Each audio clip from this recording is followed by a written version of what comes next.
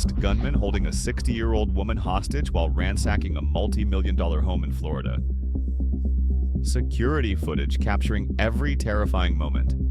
And now, 1 month later, police have made their first arrest. But here's what makes this case different from any other celebrity home invasion. The victim is Tekashi 6ix9ine, the most infamous snitch in hip-hop history. The rapper who testified against his own gang members and walked free. The man who thought cooperation with the feds would protect him. Tonight, we're breaking down everything that happened, who got arrested, and why the story is far from over.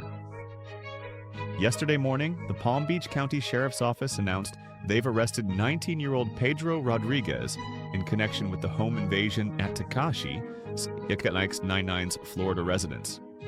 Rodriguez faces serious charges: armed home invasion robbery with a firearm, false imprisonment, grand theft, and possession of marijuana with intent to sell or deliver. But here's the critical detail that everyone needs to understand. Authorities have made it clear that Rodriguez is just one of several suspects. The investigation remains active and ongoing.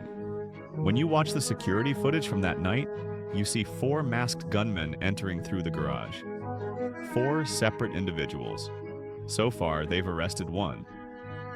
Rodriguez is currently being held at the Palm Beach County Jail. According to court documents, he's facing potentially decades behind bars if convicted on all charges. The armed home invasion robbery charge alone carries a minimum mandatory sentence in Florida. The Palm Beach County Sheriff's Office hasn't released details about how they identified Rodriguez.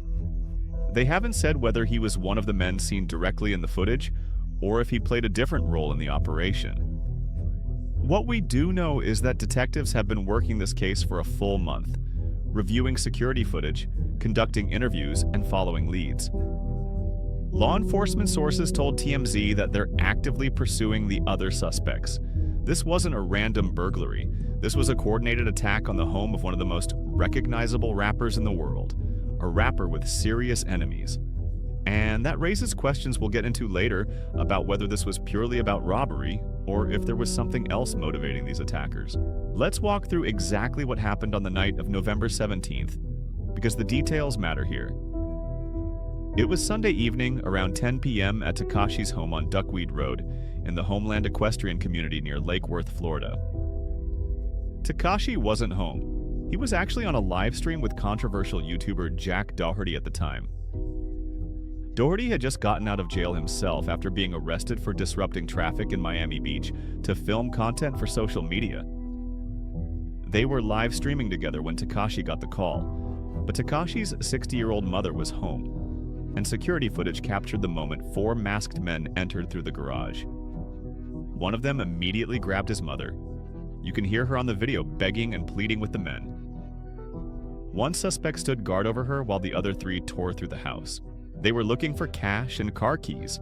This is according to multiple witnesses who were inside the residence at the time. The suspects demanded to know where the money was, where the car keys were. They ransacked room after room. When deputies from the Palm Beach County Sheriff's Office arrived, several people inside the home reported that 4 armed, masked men had entered with handguns. By that point, the suspects were already gone. Deputies brought in a K9 unit to search the property, but came up empty. The suspects had likely fled in a vehicle before law enforcement arrived. Here's what makes this particularly chilling. These weren't random burglars who happened upon a nice house. They knew this was Tekashi's home. They knew the layout well enough to enter through the garage. And they were bold enough to hold his mother hostage while conducting what was essentially a military-style raid of the property. On the livestream, you can see the moment Doherty reacts to Tekashi racing home. Doherty told his viewers, "We were live streaming with him, and in the middle of it, apparently he got robbed. So now there's like a bunch of cops at his house."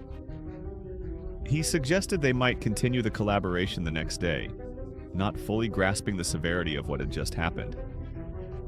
Tekashi himself has not made any public statements about the home invasion. No Instagram posts, no live streams addressing it directly. For a rapper who built his entire brand on being loud, aggressive, and constantly in your face, the silence is notable. If you're not familiar with Tekashi 6ix9ine, you need to understand who this person is to grasp why this home invasion matters. Because his story isn't just about music, it's about one of the most dramatic falls from grace in hip-hop history. His real name is Daniel Hernandez. He was born May 8th, 1996 in Brooklyn, New York. He grew up in Bushwick, dealing with serious childhood trauma and poverty. His father was murdered when Tekashi was 13, and he dropped out of school to help support his family. He started making music and uploading tracks to YouTube and SoundCloud, but it wasn't his music that made him famous initially, it was his look. Rainbow-colored hair, face covered in tattoos including 6ix9ine tattooed across his forehead and cheeks. A persona built on being as loud, obnoxious, and confrontational as humanly possible. His breakthrough came in 2017 with the song Gummo. The music video featured members of the 9 Trey Gangster Bloods, a violent street gang based in New York. During that video shoot, Tekashi met Kafano Shadi Jordan, a known 9 Trey member who became his manager and bodyguard. This is where things get complicated. Tekashi wasn't from the gang life. He was a kid from Brooklyn who wanted to make it in rap, but he forged a partnership with 9 Trey. He described it in court testimony later. He received career, credibility, street credibility, videos, music, and protection from the gang. In exchange, he financially compensated Shadi and the gang's members. The New York Times and Complex both described Tekashi as essentially a cash cow for the Bloods. His music took off. Fei Fei, featuring Nicki Minaj, hit number 3 on the Billboard Hot 100 in 2018. He was everywhere. His debut album, Dummy Boy, was set to make him a superstar. But behind the scenes, things were falling apart. The FBI had been investigating the 9 Trey Gangster Bloods for years. They had wiretaps. They knew about violent incidents involving Tekashi and his crew, including a shooting at the Barclays Center, a robbery of a rival rapper, attacks on other artists. In July 2018, Tekashi tried to cut ties with 9 Trey. He fired his entire management team, claiming financial mismanagement. But you can't just fire violent gang members who have been extorting you. Within days, the FBI approached him. They'd been listening to everything. On November 18, 2018, federal agents arrested Tekashi along with 5 other alleged 9 Trey members. The charges were serious: racketeering, conspiracy to commit murder, armed robbery, drug trafficking, firearms offenses. He was facing a minimum of 47 years in prison, potentially life. And this is where Tekashi made the decision that would define the rest of his life. One day. That's how long it took Tekashi to decide to cooperate with the federal government. On November 19, 2018, just 24 hours after his arrest, Tekashi agreed to testify against his former associates in the 9 Trey Gangster Bloods. He took a plea deal, pleading guilty to 9 federal counts. In exchange for his testimony, prosecutors agreed to recommend a reduced sentence. In September 2019, Tekashi took the stand in a Manhattan federal courtroom. He testified against Anthony Harvey Ellison and Aljermiah Nuke Mack, who faced racketeering and firearms charges. For 3 days, Tekashi laid out everything: the hierarchy of the gang, their practices, their signature handshake, crimes he witnessed and participated in. He admitted to ordering an attack on rival rapper Trippie Redd. He described how the gang had kidnapped him in July 2018, holding him at gunpoint and stealing his jewelry. He explained how he'd been extorted, with gang members taking hundreds of thousands of dollars from his shows and music deals. The testimony was devastating, not just for the defendants, but for Tekashi's reputation in hip-hop. In rap culture, there's a code. You don't cooperate with law enforcement, you don't testify, you don't snitch. Tekashi broke that code completely. In December 2019, he was sentenced to 2 years in prison. With time served, he was released in April 2020, right as COVID-19 was shutting down the world. He served about 13 months total. Compare that to the decades he was facing without cooperation. But his freedom came with conditions: 5 years of supervised release, 300 hours of community service, an ankle monitor for home confinement initially. And most significantly, he became the most hated man in hip-hop. In his first post-prison interview with the New York Times, Tekashi defended his decision. He argued that the street code had been broken against him first. When he was kidnapped, did he cooperate? No. When they were stealing money from shows, did he cooperate? No. He said he was following a street code that he thought was real, but the gang broke it repeatedly against him. He asked, "Is sleeping with somebody's girl honor? Is kidnapping somebody honor? Is stealing hundreds of thousands of dollars honor? Is trying to kill them honor?" It's a fair point, but in hip-hop the response was unified. Tekashi was labeled a rat, a snitch, a traitor. Other rappers wouldn't work with him. Venues wouldn't book him. The industry essentially blacklisted him. So, what has Tekashi been doing since his release? Trying to continue his music career, mostly unsuccessfully. He declined witness protection, saying he'd rather hire private security and attempt to live his life publicly. He wanted to stay famous, but the hits weren't the same. His first song after prison, Gooba, did decent numbers initially, but his cultural relevance was gone. He tried to donate $200,000 to the charity No Kid Hungry, but they declined the donation, saying they couldn't accept it. He's had continued legal troubles. In March 2023, he was assaulted at an LA fitness gym in Lake Worth, Florida. 3 or 4 people attacked him in the sauna. His attorney said attackers were taunting him, calling him a rat, threatening to kill him and harm his family. In July 2023, he violated the terms of his probation when police found cocaine and ecstasy at his Miami home during a raid. They'd received a tip he was in possession of MDMA pills and a pistol.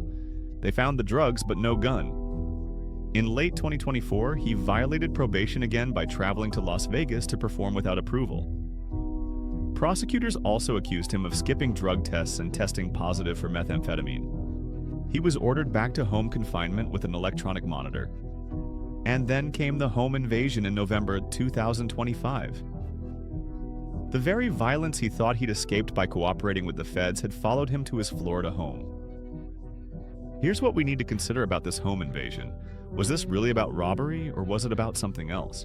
4 masked gunmen don't accidentally choose the home of the most infamous snitch in hip-hop history. They entered through the garage, suggesting they knew the layout or had done reconnaissance.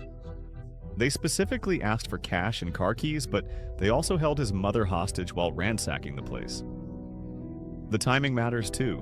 This happened in November 2025, more than 6 years after Tekashi's testimony. The immediate heat from his cooperation has cooled.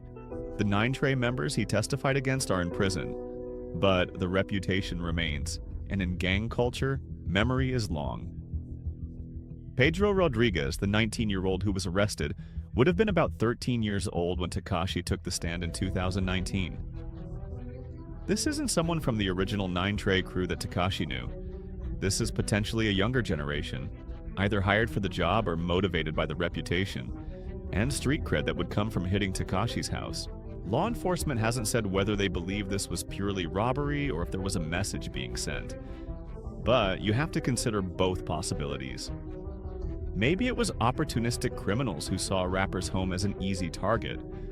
Or maybe it was people connected to the culture Tekashi betrayed, showing him that cooperation with the feds doesn't mean you're safe. What's clear is that Tekashi's attempt to live a normal public life in Florida hasn't worked out the way he hoped. Despite the private security he claimed he would hire, 4 men were able to enter his home and terrorize his mother while he was broadcasting live on the internet. The arrest of Rodriguez is a positive step, but it's only 1 suspect out of 4. The other 3 remain at large. The investigation continues, and Tekashi is left in a precarious position, still legally required to remain in Florida under his supervised release conditions, but now knowing his home isn't secure. There's also the question of whether more arrests will come, and whether those arrested will cooperate with authorities themselves. In cases like this, police often flip the first person arrested, getting them to identify the others in exchange for a deal. Rodriguez is young, facing serious time. He might decide cooperation is better than decades in prison. If that happens, it would be deeply ironic. Tekashi's whole life was changed by cooperation with law enforcement. Now, the person arrested for invading his home might follow the same path.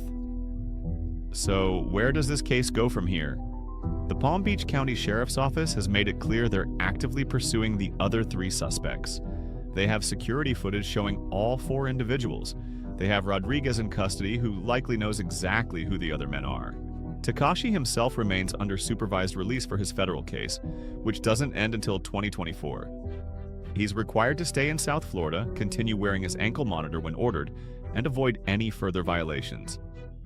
But after this home invasion, there are questions about whether his current living situation is sustainable. Will he move? Can he move under the conditions of his supervised release? Does he try to get approval from his probation officer to relocate to a more secure property? Or does that require going back before a federal judge? And then there's the bigger question of his long-term safety. Tekashi built his entire brand on being the loudest person in the room, the most visible, the most controversial. But that visibility has made him a target. The home invasion proves that despite 6 years passing since his testimony, he's still marked in the culture. Rodriguez's case will move through the Florida courts.